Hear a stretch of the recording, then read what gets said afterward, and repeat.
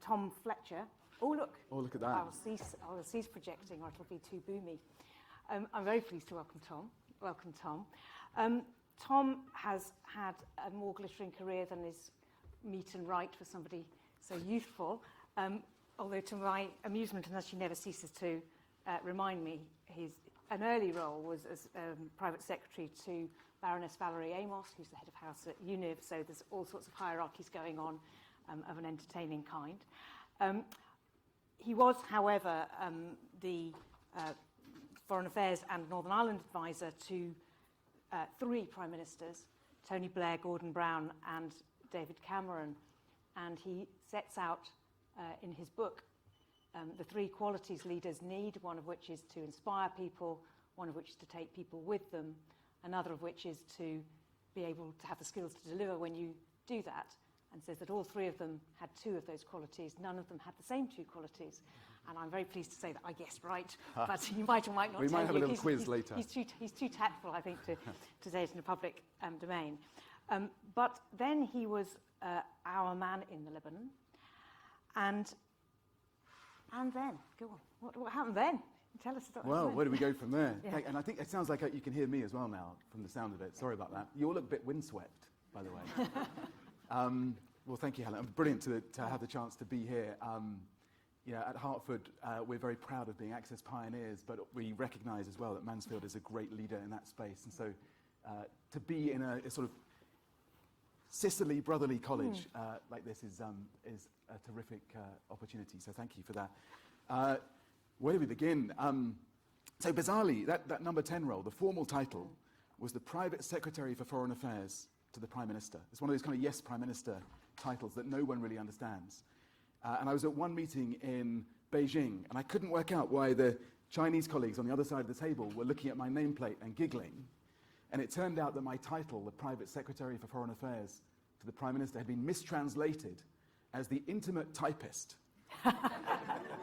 I've heard the permanent secretary being the everlasting typist. The everlasting. As well. So, but worse for me, I was the intimate typist for the Prime Minister's affairs overseas. And so our Chinese colleagues were thinking, wow, it's amazing. Gordon Brown has this guy wandering around writing love letters on his behalf around the world. And actually, of all the things I did for those three prime ministers, I was a bag carrier, a speechwriter, a policymaker, a therapist, a punch bag. At no time did I write any love letters.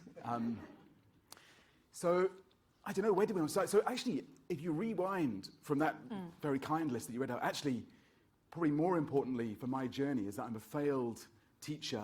I'm a failed Oxford applicant. I always have lots of sympathy with those who don't make it through admissions. I'm a failed boxer. I had a boxing match in Nairobi against the mayor of Nairobi, whose slogan was "Fletcher goes home on a stretcher," which is pretty much what happened. And I'm a failed lead singer in a band called Freshly Squeezed, which you may not have heard of yet. No. Although I think our time is coming. And in a way, all of that led me then to that kind of rather strange career in the Foreign Office and working with those prime ministers, and then on to be ambassador in Lebanon at a fairly young age. So I was 36 when I went out to Lebanon, 40 when I left.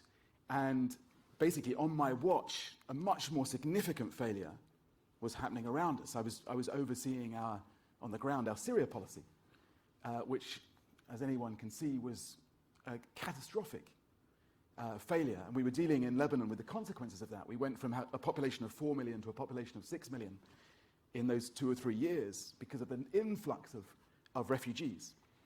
And so part of my job was then to get out and try and oversee our humanitarian relief effort and to visit the refugee camps where many of those Syrians were being educated. Of course, a country that had already absorbed 1 million Palestinian refugees before that. And it was, in a way, that's the nucleus of this book, because I went to one of the camps and met Zainab, a 12-year-old Syrian refugee, and she was in the tent, and she introduced me to Ahmed, the brother that she was bringing up herself, and he was drawing on this pad, and he was drawing stick men, firing guns at other stick men with stick rockets being directed at them. And she said, I want Ahmed to live in a world where the rockets are not being fired at him. He's once again able to dream about taking rockets to to the moon, as he had done 2 or 3 years earlier. I don't know if you remember that amazing Save the Children ad that sort of took us through how quickly a life can fall apart. And that's what these refugees had been through. And I was there saying the normal, useless platitudes that a visiting British ambassador says in a refugee camp. And she was just really firm with me. She said, what do I actually need to learn? And I realized that I didn't have the answer to that. And in a way, that's why I ended up leaving to work on education and to try and write this book. What is the answer? What do young people really need to learn to thrive in the 21st century? And in a way, it's not just Zainab, but it's also, I think, you know, as a dad, I'm writing this in a way for my kids who are 14 and 10. As a son and a grandson, I'm also kind of writing it in a way for my ancestors. I'm trying to pass on what are the things I'm lucky enough, fortunate enough to have learned from them to those who come next.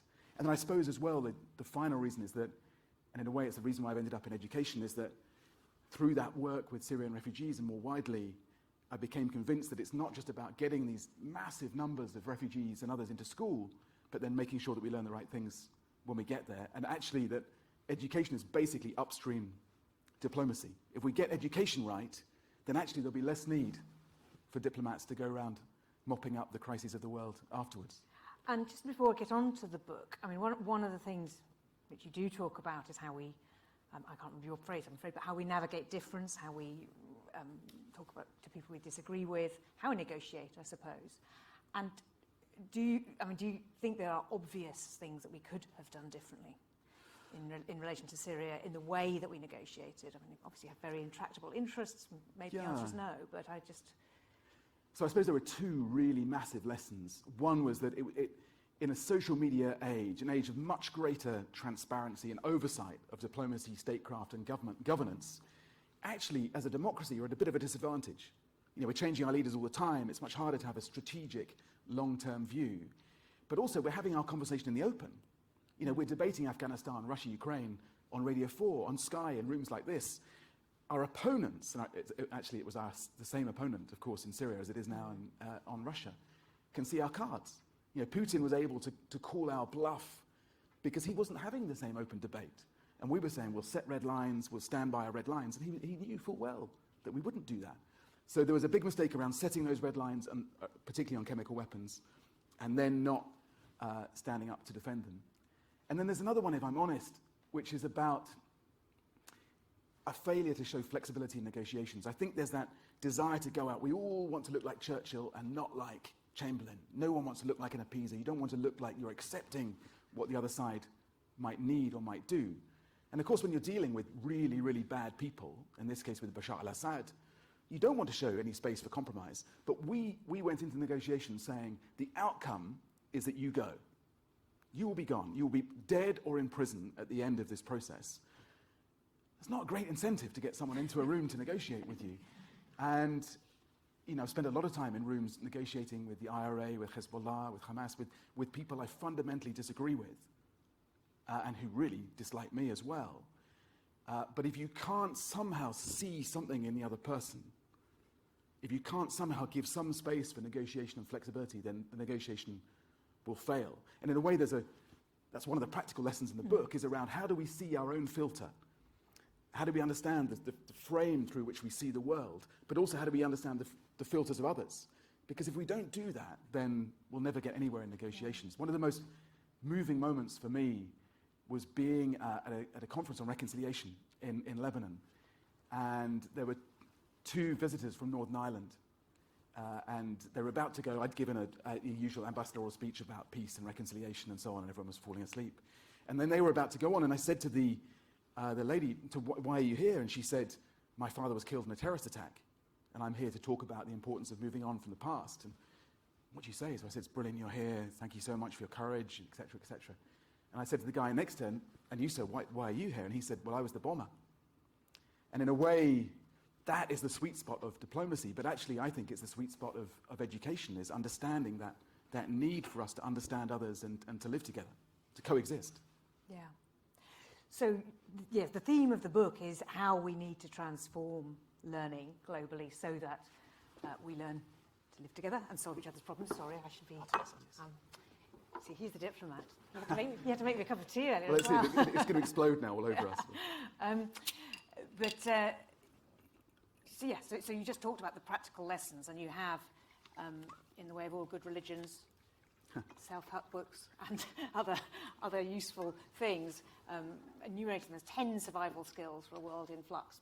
Why don't you talk about some of those practical lessons and how you went about thinking them through? So what was number 11, basically, the one that didn't quite make the list? So the basic idea of those 10 is that we spent 2 years at NYU, and I had this brilliant group of very, very international students who were helping me with this, effectively trying to design the curriculum of the future. And so the students were identifying all the things that they felt they should know that they didn't know. Yeah. And then we went out and spent time with world leaders, with army commanders, with business leaders, with activists, with tech entrepreneurs, and asked them, what did you wish you'd known when you were 14 or 18? And in a way, we tried to condense all of that into, let's be honest, it could have been 7, it could have been 12, but in the end it was 10. And the basic idea is to break down these skills into head, hand, and heart. So knowledge, skills, and then the values that come with it. And to get away from an education that prizes just things that we can memorize and that we can be tested on. And what I want to know is, was head, hand, and heart before you got the job at Hertford or after? Because he's, we have the nonconformist college, but he has head, hand, and Hertford. I'm slightly jealous. It was before, but I suppose it was all part of the same journey. And we are now, a quick plug, we are now at Easter rolling out our pilot course, Head, Hand and Hertford, where we're helping students develop some of those less academic skills around life and work and citizenship and preparation for life. So basically, if you take that division into head, hand and heart, we then thought, well, what really is the essential knowledge that you need? And that we felt that the 3 really key things that actually we've been passing on from generation to generation, we talk about 21st century skills, these are often first century skills really, are an awareness of human ingenuity, creativity. How do we get from cave painting to the driverless car? What were those leaps forward in humanity's story? And how can we learn that same problem-solving ingenuity ourselves? In a way, this is what a lot of students here are doing in different ways on their courses, because then maybe we'll have the skills to adapt to the technological transformations ahead. So that's the first one. The second one is then where we started on Northern Ireland. How do we live together? We tend to learn in the curriculum of the past about the wars that we happen to win. And if anyone who studied history at school in the UK in the last 30 years will know this. I think I studied Nazi Germany for GCSE, A-level, and my history degree.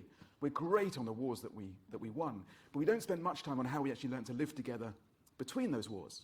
So you've got, there's aspects of political theory there, there's philosophy, there's ethics that all come into that as well. And then thirdly, our relationship with the planet.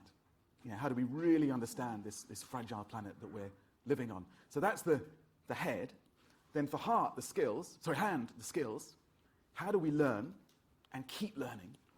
Because actually, when we left university, we both went into fairly conventional careers and probably thought we're going to be doing the same thing for the rest of our lives. And I think many people leaving university at that time did too. Young people now will have to adapt and keep adapting. And actually, it's not just the young people. Older people are also going to have to now learn to adapt to what automation will do, the way it will destroy classic careers in the future. So the ability to keep learning. Second one is that ability to understand how to manage our health, our well-being, mental, physical health, which isn't always taught classically as part of education. And the third one we call global competence. In a way, this was the most sort of academically interesting part of the book, this work we did with the OECD, to really think, what do you need? If you were to take one of your students, a student here, anyone here, and move them to Bahrain or Singapore or Copenhagen, what do you need to adjust? How do you develop the political antennae to adjust? And then the 3 for the heart were, how do we become kind, curious, and brave? And, I was saying earlier on, that was on the wall of my house as we grew up. 2 things were on the wall: never let school interfere with your education, and be kind, be curious, be brave. And actually, we can be much more methodical about the way we teach kindness, curiosity, and courage. And only if we start to put it on the curriculum and actually develop ways to assess that will parents, teachers, universities take that more seriously. It's interesting because when you're talking about how do we coexist, that seems to me one of the most important things. And you look at we're having an event here, another quick plug, on the 3rd of March, which anyone from the university can come to, but is being co-curated with 4 other colleges, about how we discuss difficult things. And it does seem to me that that's one of the questions where there are big differences actually between the way different people think about what you can and should discuss and how you can discuss it. And I think kindness and curiosity are quite an important part of that. Yeah. And there are specific exercises we developed to help teach and assess exactly that. So, for example, you sit with students, you look at the BBC website, you pick a story, and you work out, you find an opinion that you really disagree with, and then you come back the next day and try and see the world from that person's perspective, try and argue their case.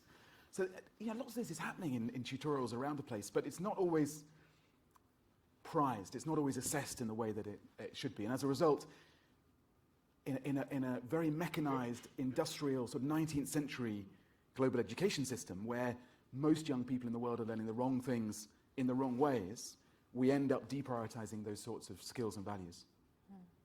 Now, you called this talk, Skills Need to Survive in the 21st Century, Surviving the 21st Century, even snappier, Surviving the 21st Century. But you are right that a lot of the things that you're talking about really are, they could be Aristotle, what is the good life, really? How do you live? How do you combine the personal and the political and the public and the private and the ethical and the diplomatic?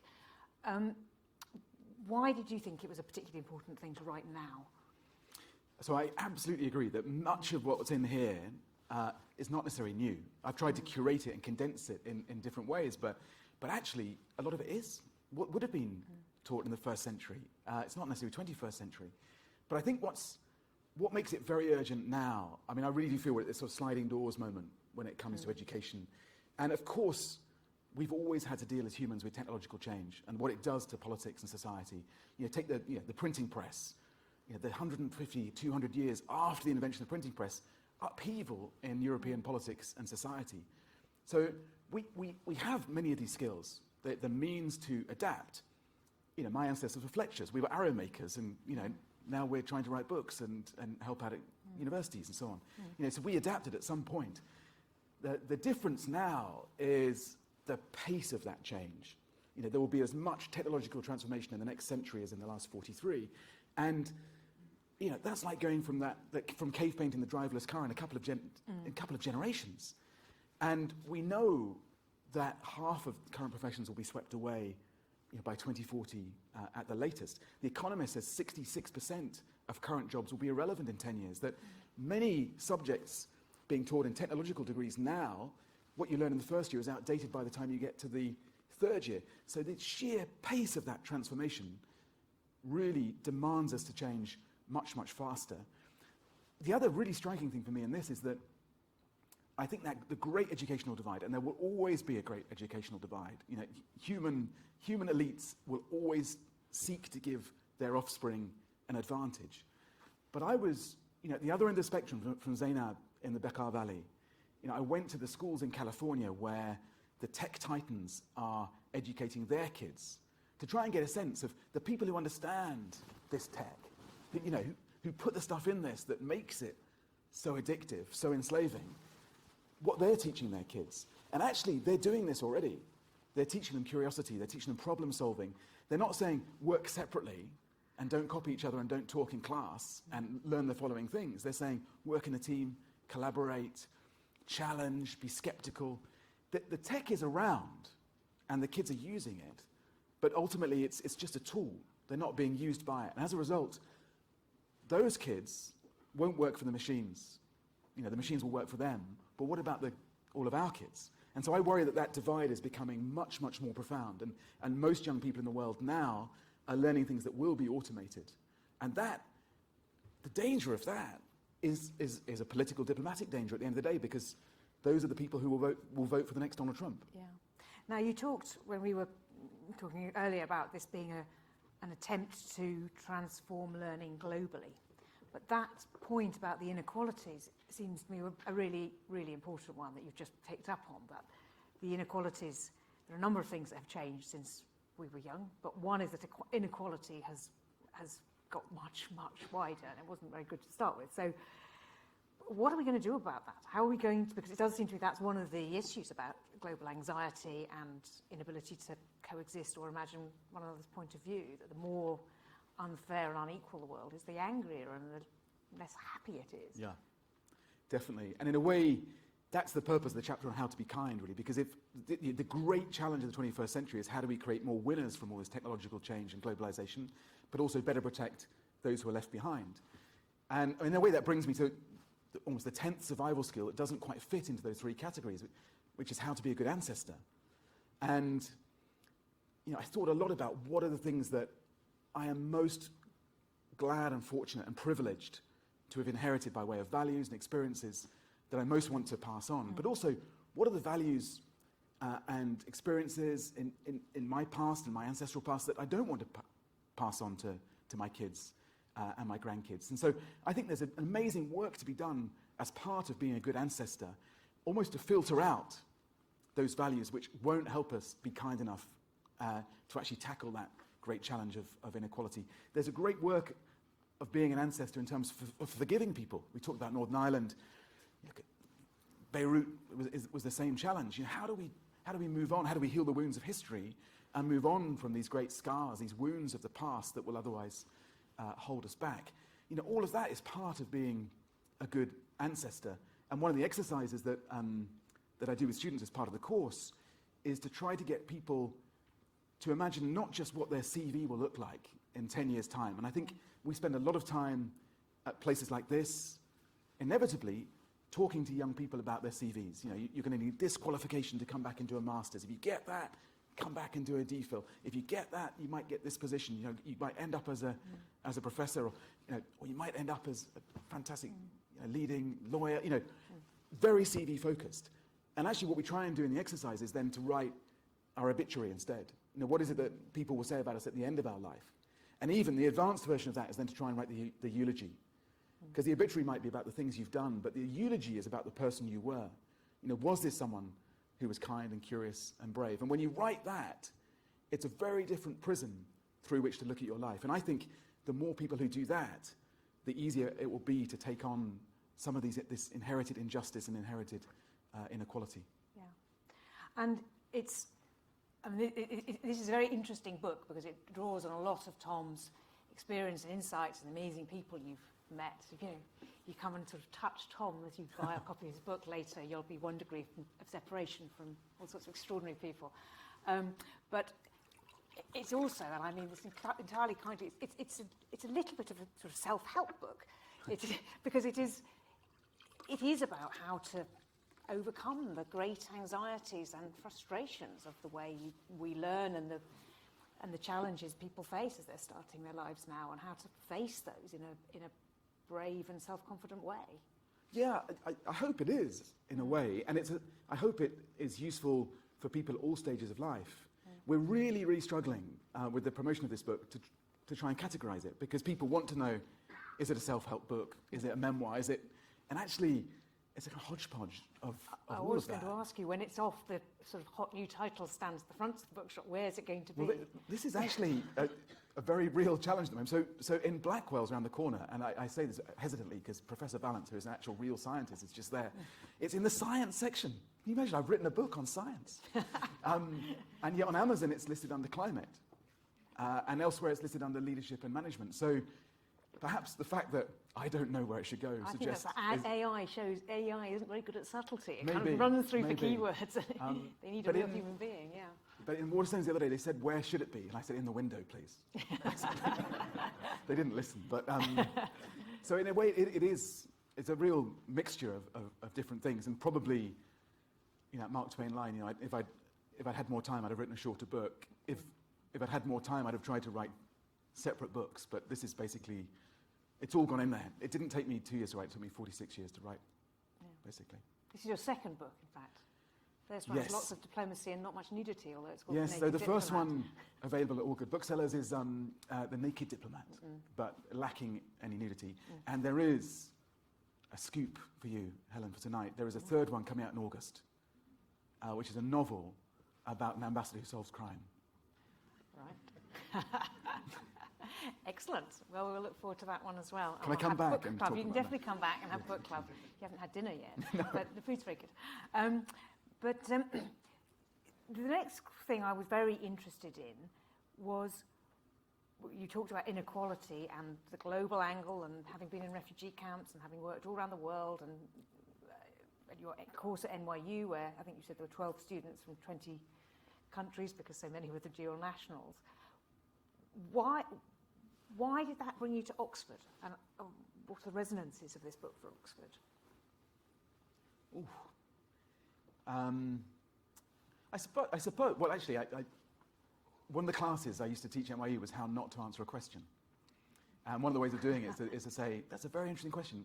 What's your motivation for being... So I would like to, because I do think that your answer will be much more interesting than mine, because your career was higher flying and more exciting. No, my career was not higher flying. I was just so- older, but I need to learn how not to answer the question either. So we're going to come back to... So, I'm giving you 30 seconds now to think of a better answer than I'm about to give.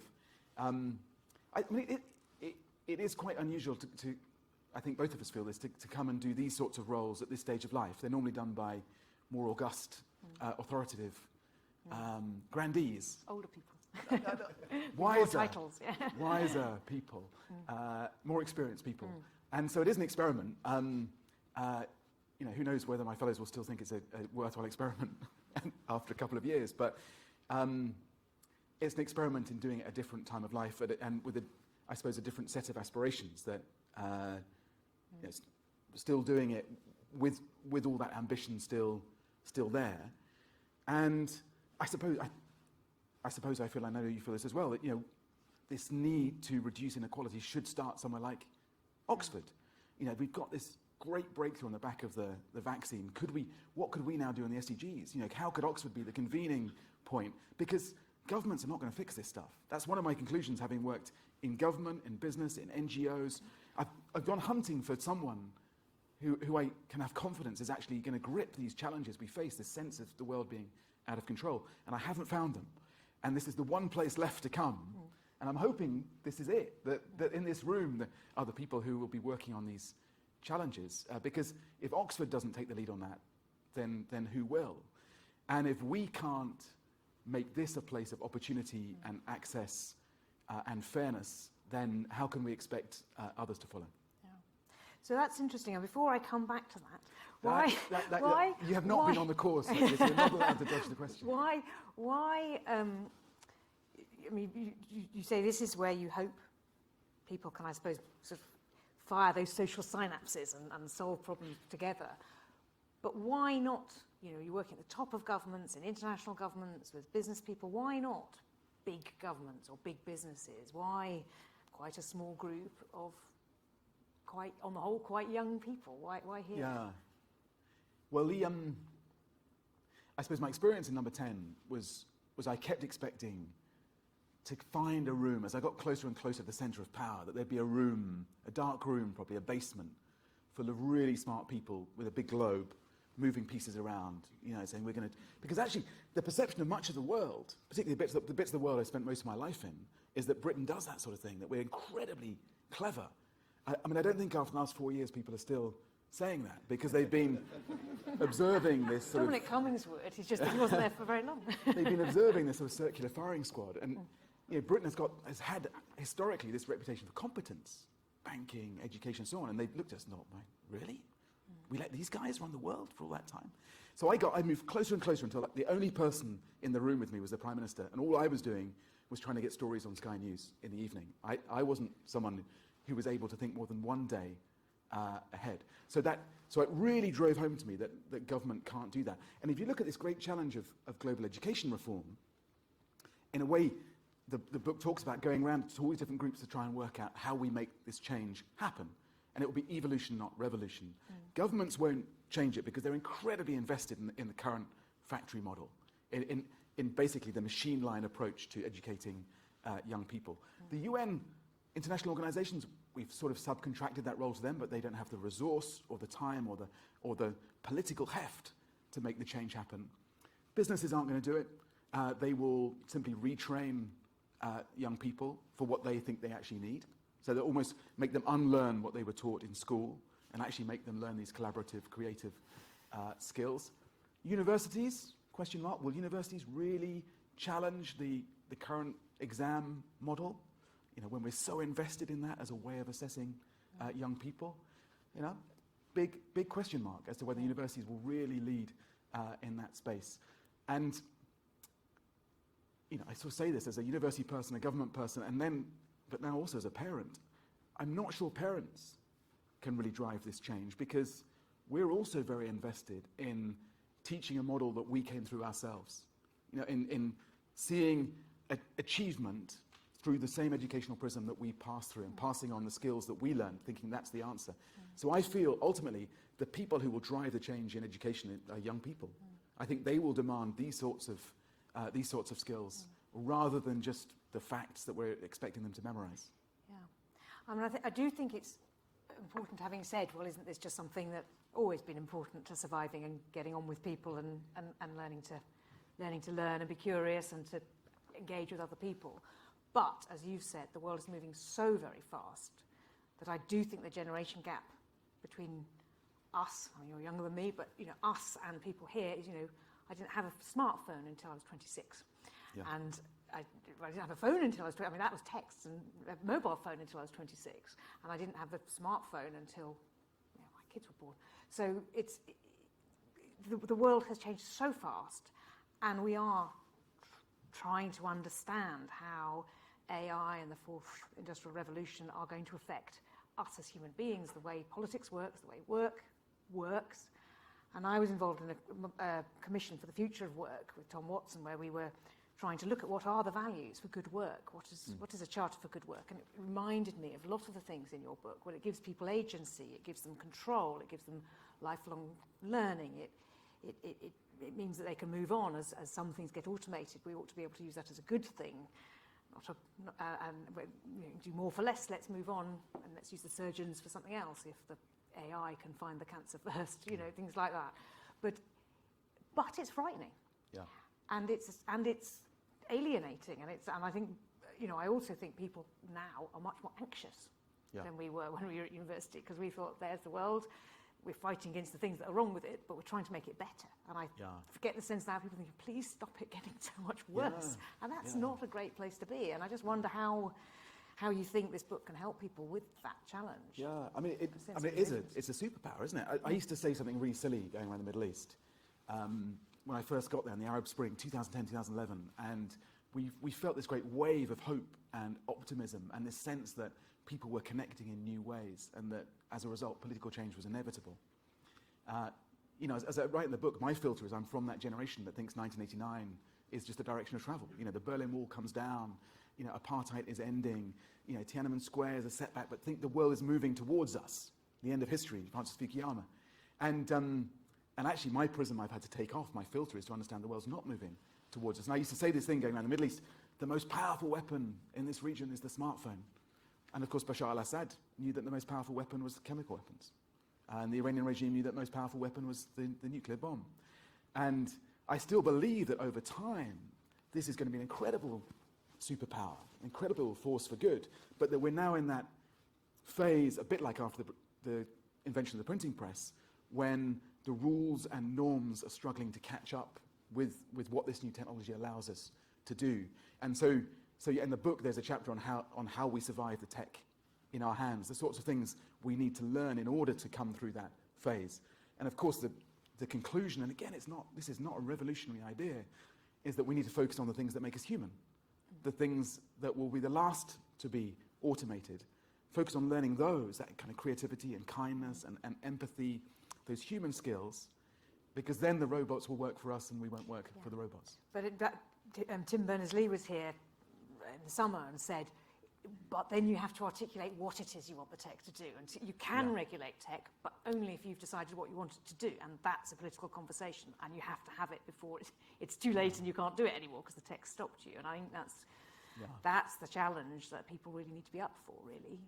And a lot of it, too, is about understanding what the tech is doing to our brains, how it's actually working on us at the moment. And there are brilliant interviews in there with neuroscientists and others who've, Tara Swart, the brilliant neuroscientist who's really thought about how we can protect our brains from what the tech is doing to them. Yeah, that's the bit we all have to read, especially my kids. Or actually, you could read, if you really want to learn about, read Tara Swart's book, because actually it's even more detail and much better on those issues than mine. I'm going to throw this out to other people. I'm sure there are lots of questions. I think there are mics on either side of the room. There will be. Yes, there's Shukriya this side and Asma on that side. I can see a hand down here.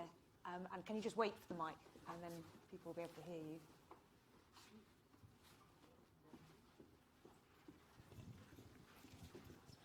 Thank you very much. Good evening, everyone. My name is Federico Rivas, and I'm a Master's in Diplomatic Studies student from El Salvador. Good to see you again. Good to see you again. As you were talking about being a good ancestor, you reminded me of Nobel laureate Gabriel Garcia Marquez in literature, who in his autobiography says that life is not the one that we actually live, but the one that we can remember, and so forth, to tell it, to transmit a story. And I was wondering, how do you reconnect with the ongoing eulogy of your own life on a daily basis? Is this something, like, in what ways are you able to connect with this awareness of this beautiful story that you're intending to write through service and activism? But what are some practical advices that you can give us to connect in the present moment, this story that we're all living to tell? Federico, I really want to just, every event I ever do, can you just come along to every single one? Because this happened last time. And you always ask a really searching, penetrating question, and which I could talk to you about all night, and maybe we will do. So thank you. I suppose the practical thing I did on that practical exercise of the eulogy is actually to write it down and have it there. In the back of your daily notebook, have it written down. And it will change over time, of course, but the act of writing it, and then the act of sharing it, and I won't bore you with it now, but I've shared in the book, I've said what I think I want mine to be, and terrifyingly put it in there, and I'm still terrified to know it's there. But actually, that's a way of holding myself to account and inviting others to hold me to account as well. It feels quite a vulnerable thing to do, but that would be a practical thing I'd recommend. Your hand there, and then one up here. If you could take the second mic to there, so thank you.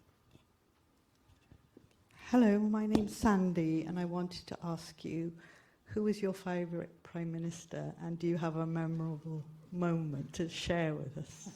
Wow. Are you allowed to tell us? So I worked for three Prime Ministers. I was there for the end of Tony Blair. I wasn't responsible for the end of Tony Blair, but I was just there at the end. All of Gordon Brown and the first year or so of David Cameron. And it was an era, actually, when we didn't start any wars and we didn't leave any trading blocs. So it was quite a successful era of British foreign policy, I think. And we worked very closely with them on Northern Ireland in particular and on foreign affairs. So Helen mentioned in the book, basically we talk about leadership as being setting the vision, engaging people, and then delivering it. And you've got to do all three things to be a really great leader. And I saw very few leaders who could do that. Obama was one of them. Angela Merkel, I think, was another. Of my three Prime Ministers, as Helen mentioned, they could each do two. So I thought Blair was brilliant at having a vision, particularly early on, brilliant at communicating it, but again, particularly early on, bringing people with him, really changed political communication in the late 90s. But couldn't find ways to really deliver that change, to get the systems in place. It was always on to the next thing, a bit buffeted by events. Gordon, if you sat on the plane with Gordon and talked to him about where China will be in 2050 or what will Putin do next, incredible, a sense of vision. Gordon during the G20 was just on his game, you know, economic crisis. It was the right time for him, and he led amazingly at that point. So he had the vision. He was very good delivering things, but the middle bit, engaging people, bringing him with him, I think he would admit that he was a 19th century communicator in a 21st century communication environment. So he just couldn't get the message across. And then David Cameron, I think, was actually quite good at the engagement bit and the delivery bit, but the vision bit was we had a regular conversation about the vision bit. He would say, I'm sure he's not here. It'd be really awkward if he was. He would say, I don't need a vision. You know, I'm not like Blair and Brown. I don't need some sort of messianic thing of we're going here. And I said, but if we don't have one, he'd say, we just sort of stick a barge pole out and keep ourselves off the side of the river. I said, we're going to crash into the side of the river. You know, where are we going? So when you say you didn't start, not you, but by those eras, you didn't start leaving any trading blocks, we probably did. Maybe we did. I mean, and I did this review of the Foreign Office, and they asked me to do all the recommendations, and they didn't want me to do the vision. And you know, it's one of the reasons in the end, I think, why I'm no longer doing the career that I love, is because I couldn't sell to the organisation a set of recommendations about the future of diplomacy without giving a vision of where we're going. And maybe you never get to the vision. There's maybe an aspiration, but you need something to guide you. I still haven't really answered your question. I've remembered that Helen hasn't answered hers either, so thank you. So, of the three of them, I actually think... Please don't repeat it. Please don't tweet it. But I think over time, Gordon Brown's reputation will get better. And I think it is already. You look at the stuff Gordon's doing now on Afghanistan. You know, he's still waking me up at 3 a.m. saying, why haven't you called, you know, get Obama to do this? You know, have you spoken to Merkel? It's like a flashback. But it's always Afghanistan, how do we vaccinate the world? It's that sort of issue. You know, that drives him. And so there is a definite moral call there. So I would admire that a lot. I met so many leaders who I didn't admire. I never met Donald Trump, but I'm putting him at the very top of the list. Moral vacuum, you know, absolutely dreadful man. And again, one reason I couldn't go back into diplomacy was because I'd said so many rude but very credible things about Donald Trump. Berlusconi, I mean, I'm sure he's not here. I had a terrible time with Berlusconi. I took David Cameron to his first ever G8 summit. And diplomacy is quite theatrical.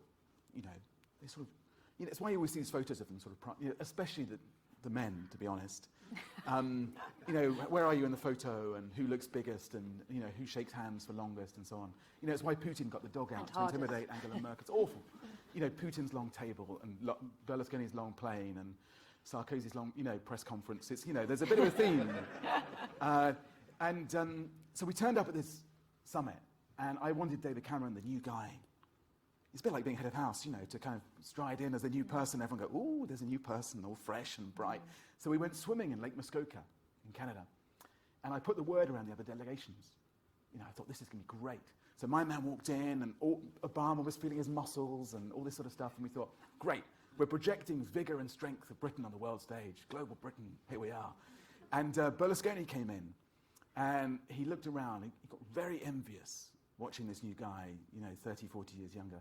And so off he went again. And he came back with a stack of photos of himself as quite a lot younger man in a pair of very tight red Speedos, in a bodybuilding pose, oiled up from head to toe, and proceeded to hand these photos to the leaders of the free world. And I think that was a real low point in my life, actually. You're probably still in therapy. Still recovering. Yeah. There's a hand here, and then one here.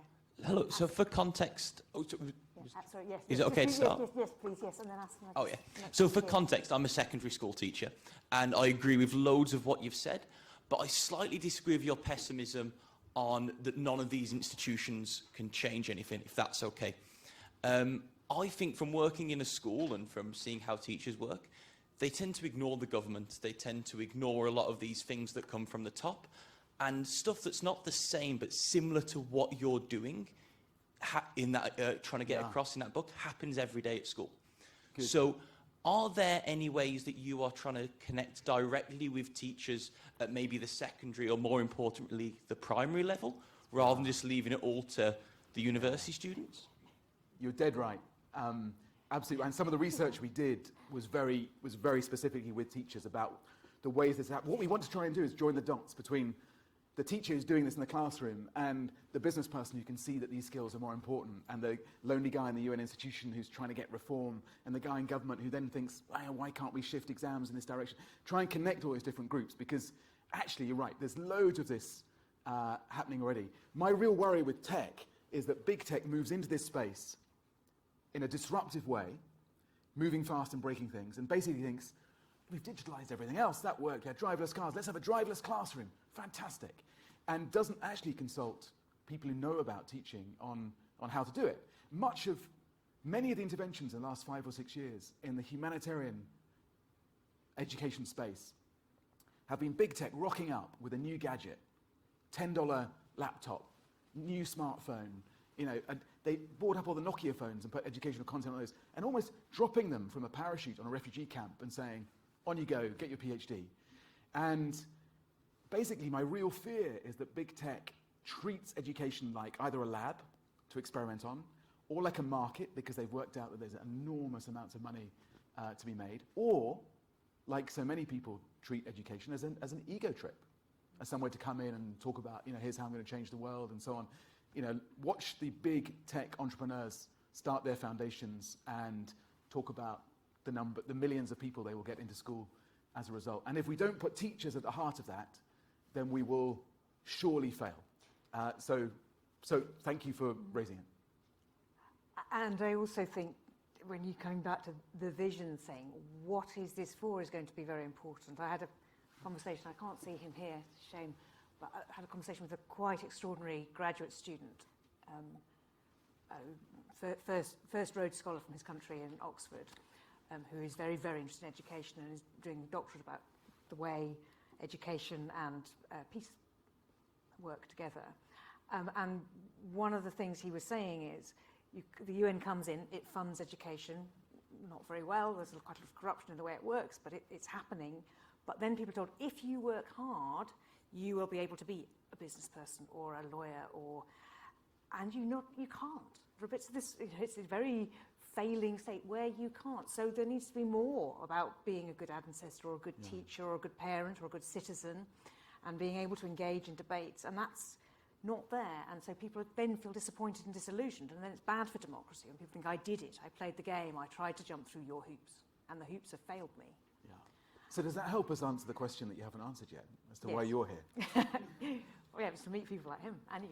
Anyway, yes, there's another question here. Thank you. Sorry, can you hear me? Yeah, you might just, thanks, Asma. Hello? Yeah. Thank you.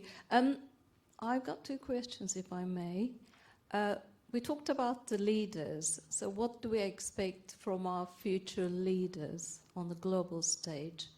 And the second question is, where do we see global Britain within the next 10 years? How can we achieve that? Yeah. Thank you. So one thing that struck me when I was writing this, particularly during the pandemic and the lockdown, doing a lot of homeschooling at home, of course, so many of us really reflecting on education because of that experience of becoming teachers in that period. And I was writing about the need to develop empathy and emotional intelligence and so on in young people. And I thought, God, we could do with some of this in our current leadership, because I think the lockdowns really exposed the lack of empathy at the heart of policy making and government and current leadership. When you see it in a leader, it really shines through because it's so unusual. And I didn't see it in many leaders in the way that they communicated with the public during the lockdowns. And I think that really did expose this massive gap in a way a generation has been taught and a way a generation of leaders has been educated. You look around the world, I'd say the leaders who had a better pandemic, Jacinda Ardern in New Zealand, with one of them, really communicated with genuine compassion and empathy and humanity. I think for different reasons, Angela Merkel did. but that was actually more about the way that she took decisions and thought things through and based her approach on reason and science as a former scientist. But my goodness, many of them didn't do that. So I would really hope that next generation of leaders coming through will have those skills, that ability, the self-awareness that is so lacking in much contemporary leadership. And I'm really trying hard to not mention an obvious Oxford graduate at this point. Just trying to work out what Angela Merkel and Jacinda Ardern had in common. Yes, well, there is a hypothesis. I mean, this is a very unscientific, unacademic hypothesis, but in the first book I wrote, I concluded that the great diplomats really do have empathy, and we know from the science that women are more likely, it won't always, can't generalize, but more likely to have stronger empathy than men. So therefore, if you put those two hypotheses, and I'm not a scientist, I'm really careful here, does that mean that women are over time going to prove themselves to be much better diplomats and ultimately better leaders as they get the opportunity? Of course. I mean, obviously, yeah. Well, anyway, long Britain. conversation. Britain. I mean, we have lost this AAA rating for competence. The rest of the world is looking at us at the moment and thinking, oh, I think there was a real high point. I wept all the way through the opening ceremony of the London 2012 Olympics. And that moment with the volunteers going out, and that moment where we found a way to tell our story in all its complexity and dynamism and creativity, warts and all, in that opening ceremony. I thought it was just amazing. And I really felt that there was a moment where we came together as a country. And things have, been really, really, really choppy since then. The world loves British comedy characters. Mr. Bean, Basil Fawlty, Captain Mannering, Alan Partridge, David Brent. It can't believe that we now start electing them, though. But they're it's obviously not a very pro-government bunch in today. But it's not, and it's not just the governing party at the moment. You look across politics, and it's not a very exciting and inspiring bunch. So we really need fresh leadership. We really need to demonstrate credibility as a country and sort of coming back together as a country again after this great circular firing squad of the last few years. We need some big projects, and I believe they should be around the space in creativity, education, technology, where we really have got great advantages, great strengths, and the world still believes in those strengths, despite all of our messing around. But also, I think at this point, dare I say it, and please forgive me if you're from the Daily Mail, we've got to learn some humility. If anything, the last few years has taught us is that, we're not the center of the universe anymore. The world has moved on, and we might think that everyone else is still admiring our blitz spirit and our bulldog approach to the world and our wonderful dynamism and vim and vigor and all the rest of it, but they're really not. The world has moved on, and I think one extraordinary thing of the last few years has been that through movements like Me Too and Black Lives Matter, a whole generation has had to really reflect on our history and our inherited privilege and the inequalities that we haven't seen during our lifetimes. And if we start at that point as the UK, it's not a bad place to rebuild from, but it's a lot of rebuilding. Yes. Okay, I'm going to have one more here, and then if you want to ask Tom more questions, you have to go and at least hang out and pretend to buy his book, leaving that way. So yes. How can we ensure that our political candidates don't become leaders unless they have the 3 skills that you've said they need? It's very difficult, isn't it? I mean, I don't know, well, actually, I shouldn't say of younger people, of anyone here, how many people aspire to be in politics in the future, political leaders, some of them do, don't they? I hope. In politics in the future, then so many people who I would love to see in that world won't touch it with a barge pole, because one of the things that strikes me about politicians, the first thing they'll say is, the most important thing in my life is my family. You wouldn't be in politics if that was true. It's a really horrifically difficult world to exist in. I certainly wouldn't want to put my kids through me being out in that space and being exposed in that way. And that's nothing compared to the horrific abuse that many women get in politics, as we've seen, and worse than abuse, of course, as well. I was friends with Joe Cox.